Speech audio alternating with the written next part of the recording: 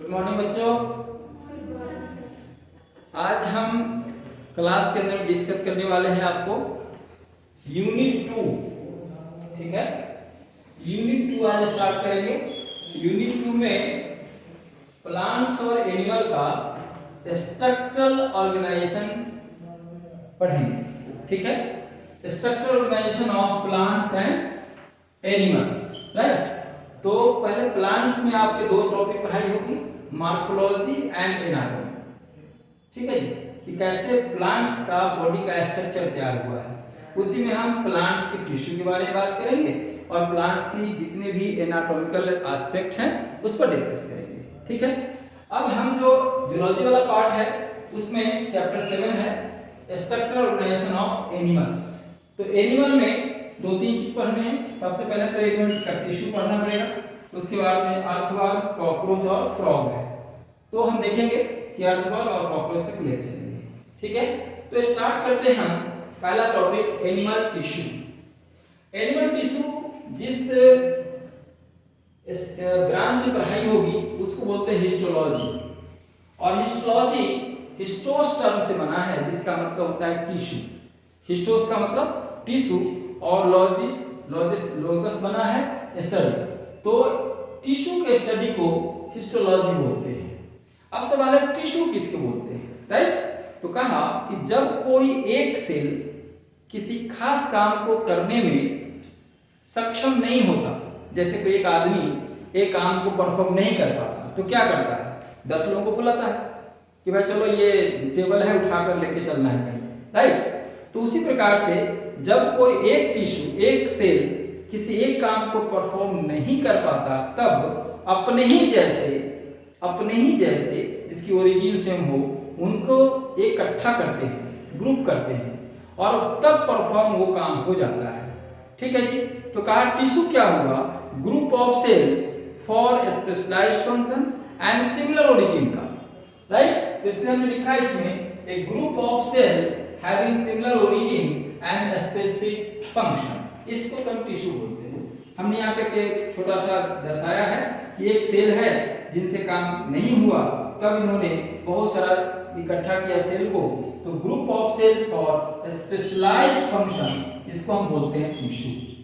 तो टिश्यू का मतलब ऐसा हुआ कि खाली ग्रुप ऑफ सेल हो जाने से टिश्यू नहीं होगा। आपने देखा होगा पॉलीफेरा है, पॉलीफेरा में बहुत सारे सेल तो इकट्ठा हैं बट वो टिश्यू नहीं, क्योंकि उनका फंक्शन सबका एक नहीं है, सबका ओरिजिन एक नहीं है। आप देखे होंगे मीसोहिल सेल था पॉलीफेरा में, उसमें अमीबोसाइट सेल थे, तो बहुत सारे सेल थे लेकिन उनका फंक्शन एक नहीं था, दैट्स व्हाई उनको हम टिश्यू लेवल नहीं कर पाए। लेकिन जैसे ही हम आगे बढ़े तो बहुत सारा सेल जो इकट्ठा हुआ किसी खास फंक्शन के लिए उसको हम टिश्यू बोलते हैं। तो पहली बात एक ही। अब है कुछ टर्म, ये है कि टर्म किसने दिया, तो एनिमल टिश्यू का टर्म दिया बुचार्ड साहब ने, ग्रीव साहब ने दिया प्लांट के अंदर में, और फर्स्ट टाइम इन्होंने बताया था प्लांट्स के बारे में, प्लांट टिश्यू के बारे में। अब एक जो बड़ा इंपॉर्टेंट चीज है वो ये कि फर्स्ट टाइम एनिमल के अंदर किस फाइलम में टिश्यू का ओरिजिन हुआ, मतलब टिश्यू ग्रेड कहां से चालू हुआ। तो टिश्यू ग्रेड कहां से चालू हुआ बच्चों, बताओ, सिलेंट्रेटा से, राइट। तो ये सिलेंट्रेटा से यहां पर स्टार्ट हुआ, सिलेंट्रेटा, फिर आगे प्लैटीहेल्मिन्थीस, स्केलेल्मिन्थीस, एनेलिडा, आर्थ्रोपोडा, कॉर्डेटा होते हुए फिर हम ह्यूमन तक आते हैं। ठीक है, हिस्टोलॉजी को ही माइक्रो एनाटॉमी बोलते हैं और हिस्टोलॉजी टर्म दिया था मेयर साहब ने। फाउंडर इसके है मार्सेलो मार्टिन है, लेकिन फादर कहा जाए तो फिर विचार्डी का नाम आएगा। तो ये हुआ है टिश्यू का डेफिनेशन टाइप से। ठीक है, अब हम देखते हैं कि एनिमल टिश्यू कितने प्रकार के हैं। तो यहाँ पे types of animal tissue, animal tissue 4 प्रकार के हैं, एपिथेलियल, कनेक्टिव, मस्कुलर और नर्वस। तो हम यहाँ पर एक जगह लिख देते हैं कि एपिथेलियल टिश्यू जिसका ओरिजिन तीनों डर्म से ओरिजिन है, एक्टोडर्म, मेसोडर्म और एंडोडर्म, और इसका जो बेसिक फंक्शन है वो फिल्ट्रेशन है, डिफ्यूजन है, सेक्रेशन है, अब्जॉर्प्शन है, एक्सक्रीशन है, प्रोटेक्शन है, ये सारे एपिथेलियल का काम होगा।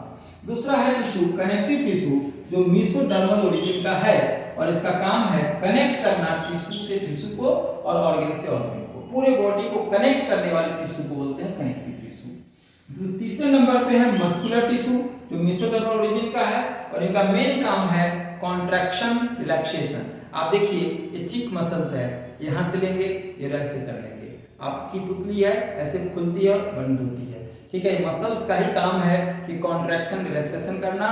और दूसरा जो सबसे इंपॉर्टेंट है वो है मूवमेंट में कोऑर्डिनेट करना। आप देखिए कोऑर्डिनेशन फॉर मूवमेंट, मसल्स नहीं होगा तो आप मूव नहीं कर पाएंगे, तो कॉन्ट्रैक्शन मूवमेंट में कोऑर्डिनेट करना। चौथा टिश्यू है नर्वस टिश्यू, जो एक्टोडर्मल ओरिजिन का है और इसका मेन काम है रिस्पोंड करना किसी स्टिमुलस का। जैसे मान लेते हैं कि हम कुछ बोल रहे हैं तो उसकी रिस्पॉन्डिंग आप कर रहे हैं, या कहीं पर कोई बात होती है बॉडी के अंदर में इतने सारे कंट्रोल कोऑर्डिनेशन का काम है, ये हमारा नर्वस टिश्यू करता है। तो कंट्रोल कोऑर्डिनेशन और इरिटेबिलिटी का मतलब है रिस्पोंडिंग टू द स्टिमुलस, ठीक है जी। तो अब इसके आगे हम बात करेंगे एक एक टिश्यू करके। पहला टिश्यू हम एपिथेलियल शुरू करने जा रहे हैं, ठीक है। Okay, thank you. ठीक है, तो अब हम चालू कर रहे हैं एपिथेलियल टिश्यू को, ठीक है ना। तो देखो एपिथेलियल टिश्यू को जो टर्म दिया था रूस कहते हैं इसको, रूस। और पूरे चारों टिश्यू में सबसे पहला जो इवॉल्व हुआ टिश्यू वह एपिथेलियल टिश्यू ही था, समझे। तो हम क्या लिखेंगे, फर्स्ट टिश्यू इन एवोल्यूशन। कोई क्वेश्चन पूछे कि चारों टिश्यू में सबसे पहला टिश्यू कौन आया, कनेक्टिव आया, मस्कुलर आया, नर्वस आया, एपिथेलियम आया, तो क्या जवाब है एपिथेलियम, ठीक है जी। फर्स्ट इवॉल्व कहाँ हुआ, तो ये हुआ था स्पंज में, बट वहां ग्रुप नहीं बन पाया। ग्रुप कहाँ बना जाकर के, सिलेंड्रेटा में, तो इसलिए फर्स्ट लेवल वहां बोलेंगे, लेकिन ओरिजिन यहाँ हुआ था, ठीक है। अच्छा, अब इसका ओरिजिन हमने आपको बताया था कि तीनों लेयर से ओरिजिन है, तीनों जर्म लेयर से, एक्टोडर्मल, मेसोडर्मल और एंडोडर्मल। तो कौन कौन सा है, एक एग्जांपल देख चलते हैं। एक्टोडर्मल का जो ओरिजिन है वो है एपिडर्मल एपिथेलियम। दूसरा जो मेसोडर्मल है वो है सिलोमिक एपिथेलियम, और तीसरा है एंडोडर्मल, ये हमारा एलिमेंट्री कैनाल है उसका इवोल्यूशन है यहाँ पे। अब हम देखते हैं कि एपिथेलियल टिश्यू का प्रॉपर्टीज क्या है। तो पहली प्रॉपर्टी है कि यह बेसमेंट मेम्ब्रेन पे रेस्ट करता है। पहला चीज बेसमेंट मेम्ब्रेन क्या है, याद देख लेते हैं इसको, ठीक है ना। सपोज करो कि ये एपिथेलियल टिश्यू है और इसके एक है, दो प्रकार के होते हैं, एक सिंगल लेयर होंगे तो इसको सिंपल एपिथेलियम बोलेंगे, और जहां बहुत सारे लेयर बन जाएंगे उसको कंपाउंड एपिथेलियम बोलेंगे। चाहे ये सिंपल एपिथेलियम हो चाहे ये कंपाउंड एपिथेलियम, ठीक हो गया। ये रेस्ट करेंगे, रहेंगे, ये इसको बोलते हैं बेसमेंट मेम्ब्रेन। ये जो है ना, ये बेसमेंट मेम्ब्रेन है, यह बेसमेंट मेम्ब्रेन है, ठीक है जी। तो बेसमेंट मेम्ब्रेन में भी दो लेयर है, डबल ओरिजिन है इसका बेसमेंट मेम्ब्रेन का। क्या डबल में ओरिजिन है, तो कह रहा है कि ये जो है, आप देखो एक हमने ब्लैक वाला साइड बनाया हुआ है और एक ब्लू वाला साइड बनाया है। तो जो ब्लैक वाला साइड है वो एपिथेलियल टिश्यू का ओरिजिन है, और इस साइड में आपका कनेक्टिव टिश्यू है। इधर में क्या है, कनेक्टिव टिश्यू है। तो बेसमेंट मेम्ब्रेन के दोनों साइड में, एक साइड में एपिथेलियल टिश्यू इधर है, एपिथेलियल है, तो इस ये जो ओरिजिन हुआ ये एपिथेलियल का ओरिजिन हुआ, मतलब ये बेसमेंट का ये ब्लैक वाला, और ये जो है ये कनेक्टिव टिश्यू का ओरिजिन है, ठीक हो गया। अब देखो यहाँ भी यही बात है, तो कह रहा है कि डबल ओरिजिन है, तो दो लेयर है, हम इसी को यहाँ पर डिस्कस कर रहे हैं। दो लेयर है, एक आप देख रहे हैं बेसल लैमेला है जो आउटर लेयर है और पतला है, और मेडल ऑफ है ये म्यूकोपॉलीसेकेराइड और ग्लाइकोप्रोटीन का बना होता है, और ये एपिथेलियल ओरिजिन है, मतलब एपिथेलियल का ओरिजिन है। तो एपिथेलियल टिश्यू का जो ओरिजिन है बेसमेंट, उसका नाम है बेसल लैमिना, ठीक है जी। और कनेक्टिव टिश्यू का ओरिजिन है उसको हम बोलते हैं फाइब्रस या रेटिकुलर लैमिना। क्लियर हो गया। अब ये थीन होता है और इनर होता है, ये बने होते हैं दो फाइबर से, कोलाजन फाइबर और रेटिकुलर फाइबर से। तो ये बेसमेंट मेम्ब्रेन पर ही एपिथेलियल टिश्यू लाई करता है। सपोज करो कि बेसमेंट मेम्ब्रेन है ये, और बेसमेंट मेम्ब्रेन के इस साइड में एपिथेलियल टिश्यू है और इस साइड में कनेक्टिव टिश्यू है। इस साइड में एपिथेलियल टिश्यू है और इस साइड में कनेक्टिव टिश्यू है, ठीक है। तो बेसमेंट मेम्ब्रेन इसका, तो पहला चीज हो गया कि ये बेसमेंट मेम्ब्रेन पे रहता है। दूसरा है कि ये कॉम्पैक्टली अरेंज है। क्यों कॉम्पैक्टली अरेंज है भाई, तो कह रहा है कि जो दो सेल के बीच में जगह है वो बिल्कुल ही कम है, लिटिल इंटरसेलुलर स्पेस। और दूसरा बहुत सारे जंक्शन है, मतलब जैसे ये जंक्शन है तो बिल्कुल टाइटली पैक्ड जंक्शन है, गैप जंक्शन, तो जंक्शन की वजह से ये क्या है, कॉम्पैक्ट एयरेज है। दूसरा जो इसकी सप्लाई है ये नर्व एंडिंग पे है बट नॉट ब्लड वेसल्स पे नहीं है, लेकिन एक ब्लड वेसल्स है एस्ट्रिया वास्कुलरिस जो कि ईयर के कोक्लिया में पाया जाता है, तो वहां पर इसकी ब्लड वेसल्स में भी सप्लाई है इसकी। हो गया। ये हाई पावर ऑफ रिजनरेशन, आप देखते होंगे कि आपका कट फट जाता है तो बड़े आराम से वो रिपेयर हो जाता है, आप कुछ नहीं भी करोगे कट गया अपने आप ठीक हो जाएगा। मतलब कि यहाँ पर एपिथेलियल टिश्यू है और इसमें हाई पावर ऑफ रीजनरेशन है, तो इसलिए रिपेयर और रिप्लेसमेंट के लिए टिश्यू को हम कहते हैं। तो आपसे क्वेश्चन पूछता है कि रिपेयर और रिप्लेसमेंट के लिए कौन सा टिश्यू जवाबदेह है, तो इसके लिए जवाबदेह कौन है, एपिथेलियल टिश्यू। ऐसा समझ में, ये नीट का क्वेश्चन बना के रखो यहाँ पे। और ये सब जगह पाया जाता है, बॉडी के हर एक कोना में हर एक जगह पाया जाता है, इसलिए इसको बोलते हैं ओमनी प्रेजेंट टिश्यू। इसके बारे में मैंने आपको डिस्कस कर ही दिया, ठीक है जी। फिर अब हम आगे चलते हैं कि इसके डिटेल पे कि सिंपल क्या होता है और कंपाउंड क्या होता है, ठीक है। Okay, good morning. चलिए, तो आज के हम क्लास में स्टार्ट करने वाले हैं एपिथेलियल टिश्यू का डिटेल्स। कल हमने पढ़ा था एपिथेलियल टिश्यू क्या होता है। एपिथेलियल टिश्यू बेसमेंट मेम्ब्रेन पे लाई करता है और बेसमेंट मेम्ब्रेन के दो लेयर हमने बताए थे, ठीक है। अब हम बता रहे हैं टाइप्स ऑफ एपिथेलियल टिश्यू, ठीक है। तो टाइप्स में भी हमने कल बताया था आपको कि सिंपल एक लेयर होगा तो सिंपल एपिथेलियल टिश्यू बोलेंगे, और बहुत लेयर होंगे तो उसको मल्टी क्या बोलते हैं, कंपाउंड एपिथेलिया, ठीक है। तो सिंपल एपिथेलिया और कंपाउंड एपिथेलिया, एक लेयर और मल्टी लेयर, ठीक हो गया। तो अब हम और डिटेल करने वाले हैं सिंपल एपिथेलिया का, सब टाइप जितने भी होंगे उसके बारे में डिस्कस करेंगे, ठीक है। तो यहाँ देखो हमने लिखा सिंपल एपिथेलिया के दो टाइप्स हैं।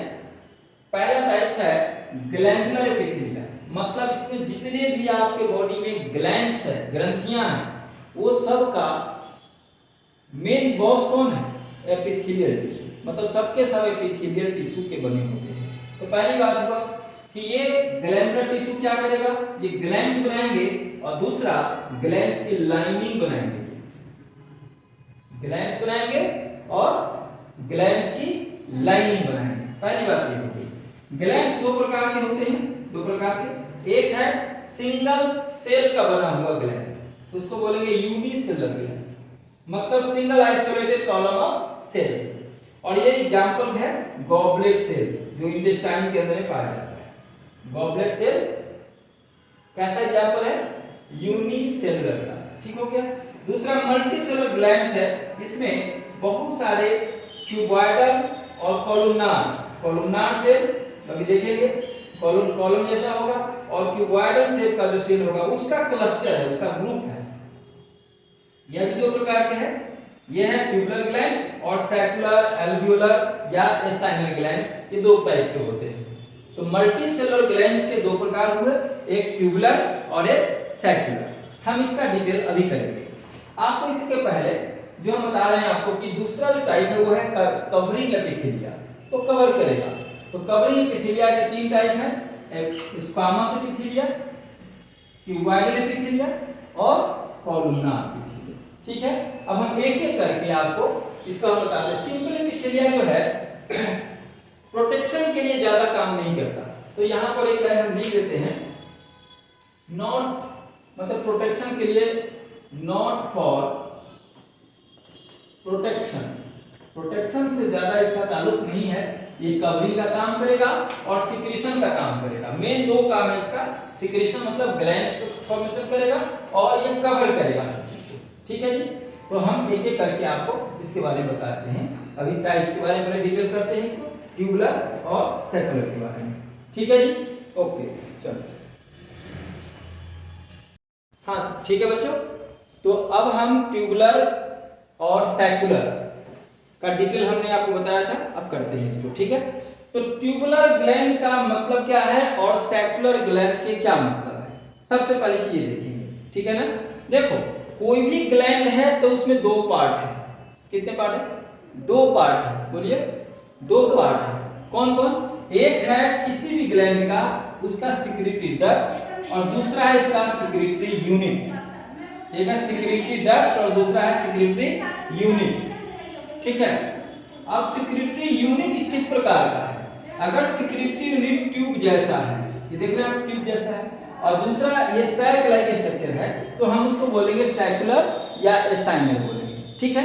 तो हम थोड़ा सा इसको डिटेल से देखते हैं। इसको देखो यहाँ पे जरा सा, ये ब्लड वेसल्स है, ठीक है, और ये है सिक्रीटरी डक्ट। थोड़ा सा देखो ये, इसको देखो यहाँ, सिक्रीटरी डक्ट है। अब यहाँ पे यह देखेंगे कि ये जो है, ये जो हमारा पोर्शन है, यह पोर्शन है सिक्रीटरी यूनिट। अब सिक्रीटरी यूनिट यही जो बना हुआ है, यह एपिथेलियल टिश्यू का बना हुआ है। ये किसका बना हुआ है? एपिथेलियल का बना हुआ है, एपिथेलियल टिश्यू का। अब यही एपिथेलियल टिश्यू मॉडिफाइड होता है ग्लैंड्स में। ग्लैंड्स का मतलब कि जो सिक्रीशन करे उसको ग्लैंड्स बोलेंगे, जो सिक्रीशन करे उसको ग्लैंड्स बोलते हैं। कुछ भी जो सिक्रीट करे, जैसे सैलिवरी ग्लैंड से सलाइवा सिक्रीट होता है, म्यूकस ग्लैंड से म्यूकस सिक्रीट होता है। तो कह रहा है कि जो सिक्रीटरी यूनिट है उसका शेप, उसके साइज कैसे है? तो कहा उसका जो सिक्रीटरी यूनिट का जो शेप है वो ट्यूब जैसा है, दैट्स व्हाई ये ट्यूबुलर ग्लैंड कहलाता है। ठीक हो गया। अब इसी प्रकार से यहाँ पर देखिए, यह जो है ये सिक्रीटरी यूनिट, यह इसका कैसा है? यह सैक लाइक स्ट्रक्चर है। तो सैक लाइक स्ट्रक्चर है, इसलिए इसको हम लोग सैकुलर बोलते हैं, इसको सैकुलर या एसाइनर ग्लैंड बोलते हैं। यहाँ भी यहाँ सिक्रीट करेगा ये, और सिक्रीट करके ये कहाँ जाएगा? ब्लड के अंदर चला जाएगा। ठीक है। अब इसके सब टाइप को देखो, ये सिंपल सब टाइप को देखो, सिंपल ट्यूबुलर है, ठीक है। तो अब देखो यहाँ पे, अब हम इस दोनों के सब टाइप देखते हैं, मतलब सिंपल के भी और ट्यूबुलर के भी, मतलब ये ट्यूबुलर के भी और सैकुलर के भी। तो पहला हम देखते हैं कि जो सिंपल ट्यूबुलर है, इसका सिंपल मीनिंग है क्या? कि एक ही ट्यूब है, एक सिक्रीटरी यूनिट है और एक डक्ट है। तो इसके एग्जांपल क्या है? Crypts of Lieberkuhn. Crypts of Lieberkuhn कहां पाए जाएंगे? इंटेस्टाइन के अंदर। दूसरा न्यूक्लियर ग्लैंड है। अब इसी प्रकार से ये कॉइल्ड हो जाए, अगर जो ये तो सिक्रीटरी डक्ट है, जो सिक्रीटरी यूनिट है उसकी कॉइलिंग हो गई। ठीक है। तो जब सिक्रीटरी यूनिट कॉइल हो जाए तब उसको हम बोलते हैं कॉइल ट्यूबुलर। और इसका एग्जांपल है स्वेट ग्लैंड, जो पसीना निकलता है ना, वो उसका सिक्रीटरी यूनिट कैसा रहता है? वो कॉइलिंग रहती है। ठीक है। इसी प्रकार से सिंपल सैकुलर जो है वो सिंपल एक सिक्रीटरी यूनिट होगा और एक सिक्रीटरी डक्ट होगा, और सिक्रीटरी यूनिट कैसा होगा? उसका हो जाएगा सैकुलर, एक होगा। तो इसका एग्जांपल है म्यूकस ग्लैंड फ्रॉग के अंदर में, अब दूसरा है पैरोटिड ग्लैंड, और यही पॉइजन ग्लैंड में तब्दील हो आता है, ये कहां? टोड के अंदर में। ठीक हो गया। अब दूसरा है ब्रांच्ड सैकुलर, मतलब जो सिक्रीटरी जो यूनिट है इसकी ब्रांचिंग हो गई और ये सैक लाइक है, तो क्या बोलेंगे? Branch secular. और इसका एग्जांपल है सीबेसियस ग्लैंड, जो मैमल का जो डर्मिस है इसके अंदर में सीबेसियस ग्लैंड पाया जाता है। तो क्वेश्चन नीट का क्या आएगा कि सीबेसियस ग्लैंड किस टाइप का ग्लैंड है? तो जवाब क्या है भाई? क्या जवाब है? Branched secular. ठीक हो गया। तो अभी हम इसको आगे फिर बढ़ाते हैं, इसके और भी टाइप है और भी सब टाइप्स है। ठीक है जी, ओके। अब हम जो आगे पढ़ रहे थे ट्यूबुलर में, तो ट्यूबुलर का जो नेक्स्ट सब टाइप है ट्यूबुलर और सैकुलर का, उसमें ये है पहला, अभी तीसरा नंबर पे है ब्रांच ट्यूबुलर। तो ब्रांच ट्यूबुलर का मतलब क्या हुआ कि सिक्रीटरी यूनिट तो वही रहेगा, अब उसका जो सिक्रीटरी डक्ट वही रहेगा, सिक्रीटरी यूनिट की ब्रांचिंग होगी। किसकी ब्रांचिंग होगी? सिक्रीटरी यूनिट की ब्रांचिंग हो गया। अब देखो सिक्रीटरी की ब्रांच करके इसको बोलेंगे ब्रांच ट्यूबुलर। ये ऐसे कौन से ग्लैंड है? आपके जो स्टमक है उसमें ग्लैंड है, उसका नाम है gastric gland, uterine gland, Brunner's gland, sweat gland, किसका? किस जगह का? एक्सिली का, या ग्रोइन रीजन कहते हैं, साइड का, जो साइड वाला होता है ना, यहाँ पर जो पसीना निकलता है, तो यहाँ पर का अलग कहानी है। ठीक हो गया। दूसरा कंपाउंड ट्यूबुलर है। क्या है? Compound tubular. तो कंपाउंड ट्यूबुलर का मतलब हुआ कि ये जो सेक्रेटरी यूनिट है, ये सेक्रेटरी यूनिट की ब्रांचिंग हुई, तो सेक्रेटरी यूनिट ब्रांच हो गया। ये ऐसा कहां मिलेगा आपको? Mammary gland of Prototheria. क्या? Mammary gland of Prototheria. इसको बोलते हैं एग लेइंग मैमल। क्या बोलते हैं इसको? Egg laying mammal. हाँ जी, इसको बोलते हैं एग लेइंग मैमल बोलते हैं। ये प्रोटोथेरिया का जो मेमरी ग्लैंड है वो किस टाइप का है? कंपाउंड ट्यूबुलर का। मेमरी ग्लैंड पे थोड़ा सा ध्यान देंगे कि कई प्रकार के इसमें टाइप्स हैं। अब दूसरा सेक्युलर का जो कंपाउंड सेक्युलर है, ये यहाँ पर फिर से सिक्रेटरी ग्लैंड देखिए आप, सिक्रेटरी यूनिट ब्रांच हो गया यहाँ पर जो सेक्युलर का स्ट्रक्चर है। इसका एग्जांपल क्या है? इसका एग्जांपल है यूथेरिया का मेमरी ग्लैंड। हम लोग जानते हैं मैमल 3 प्रकार के हैं, Prototheria, Metatheria and Eutheria. Prototheria, Metatheria and Eutheria.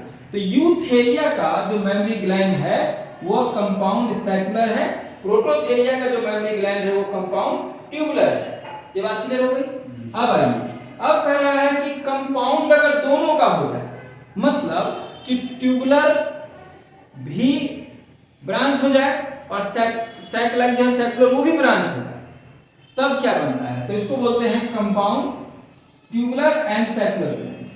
Compound tubular and secular gland. तो देखो यहाँ ये तो रहा ब्लड वेसल्स, ये सिक्रेटरी यूनिट रहा।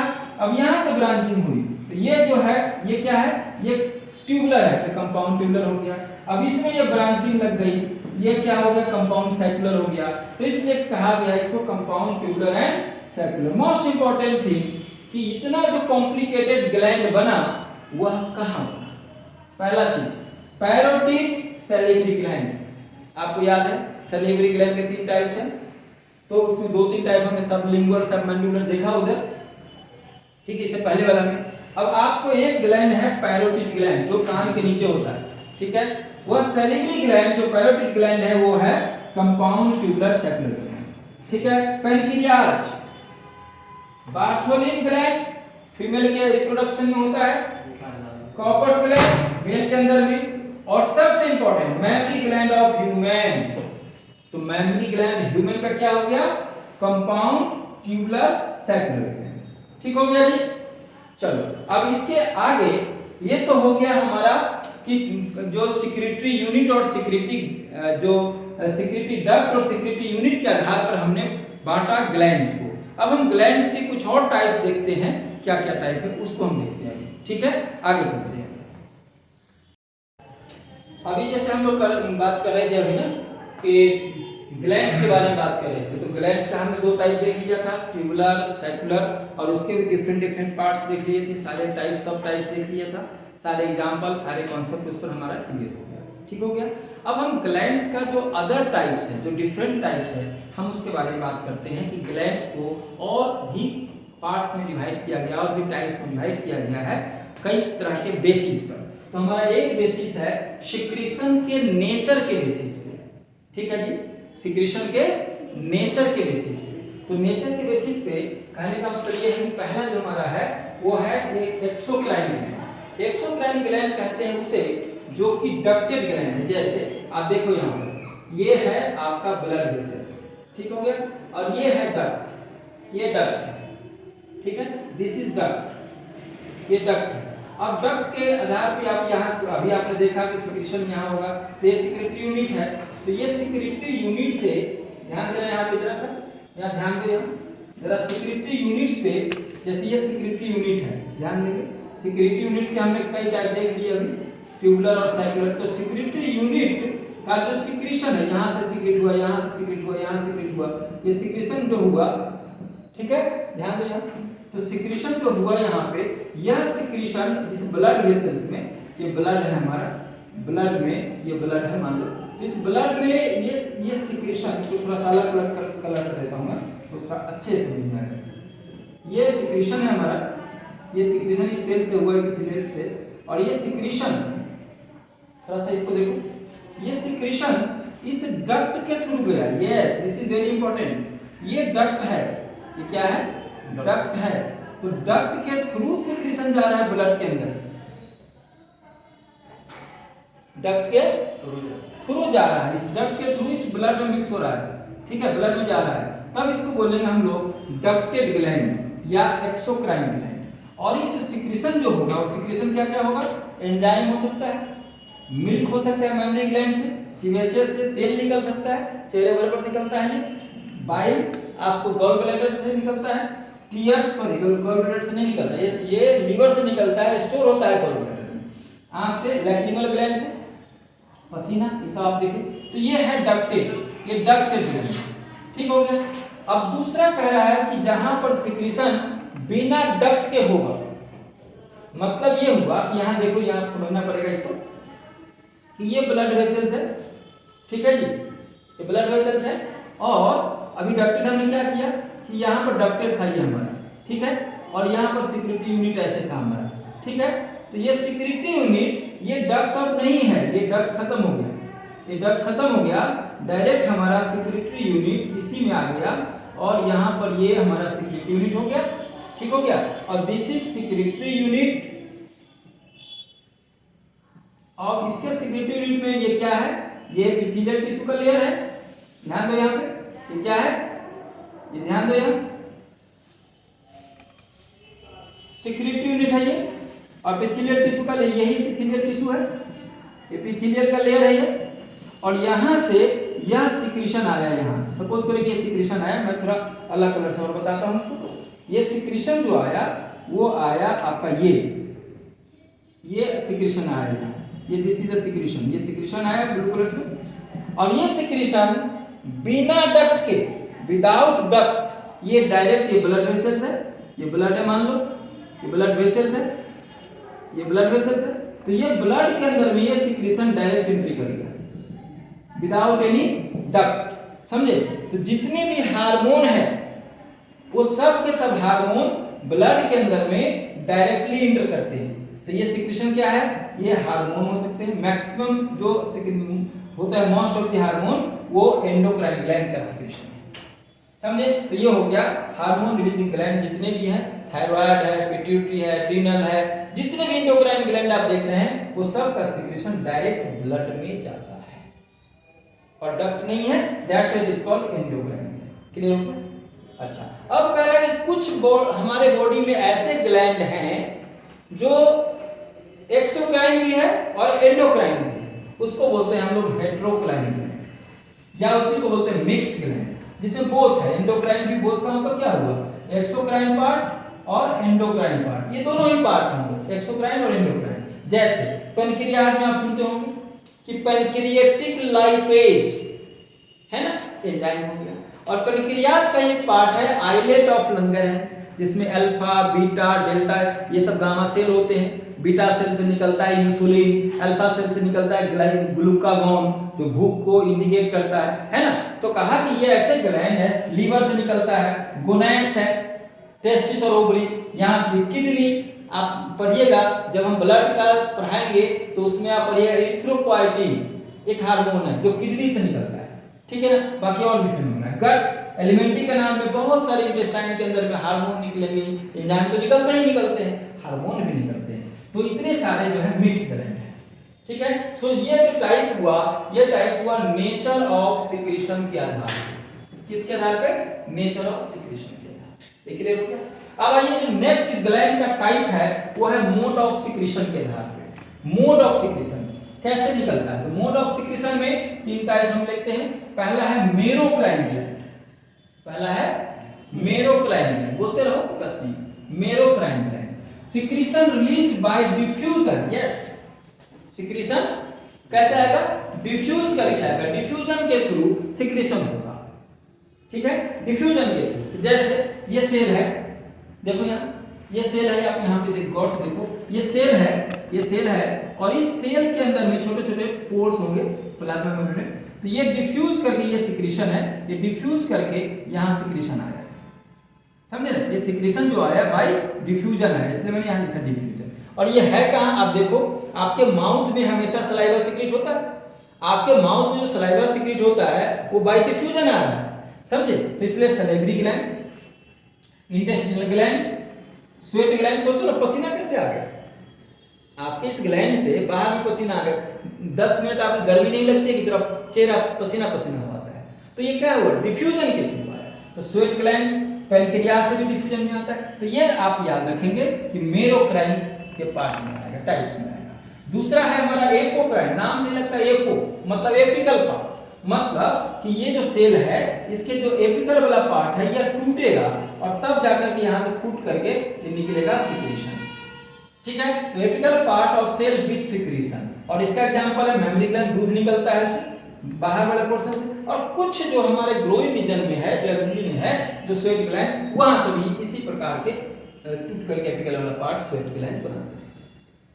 लास्ट है हमारा होलोक्राइन ग्लैंड, नाम है होलो मतलब कि होल सेल। होलसेल कह रहा भाई, होलसेल नहीं, पूरी होलसेल का बाजार लगा हुआ, वो नहीं कह रहा। होलसेल कंप्लीट सेल टूट जाएगा, मर जाएगा, खत्म हो जाएगा, अपने आप को फना कर देगा, तब जाके के छोटा सा सिक्रीशन। वजह से रूट, हम लोग मूली खाते हैं, मूली खाते हैं ना भाई, आप मूली को कैसे खाते हो? मूली को कंप्लीटली उखाड़ देते हो आप, मतलब मूली को आपने जान से मार दिया। लेकिन आम के साथ ऐसा नहीं कर सकते। आम अपना साम्राज्य खड़ा किया हुआ है, आम समाया, फल दिया, लेकिन निकाल दीजिए। तो कहा ऐसे ही ये जो सेल था ये सब आम का पर्पस था, एक ऊपर वाला पोर्शन टूटा और फिर सिक्रीशन आया, लेकिन ये कह रहा है कि पूरा का पूरा सेल डिस्ट्रॉय हो जाएगा इसमें। तो यहाँ से एक सेल निकला, डिस्ट्रॉय हुआ, फिर उसका सिक्रीशन बाहर आया, और ऐसा बहुत कम होता है। ऐसा एक है तेल वाला ग्लैंड जिसको बोलते हैं सीबेशियस ग्लैंड। ओके बच्चों, so this is all about the glands. Epithelial tissue का जो हमने पहला पार्ट खत्म किया वो है पूरे ग्लैंड्स के बारे में। अब हम इसके कवरिंग वाले पार्ट पर चलेंगे, ठीक है जी? ओके।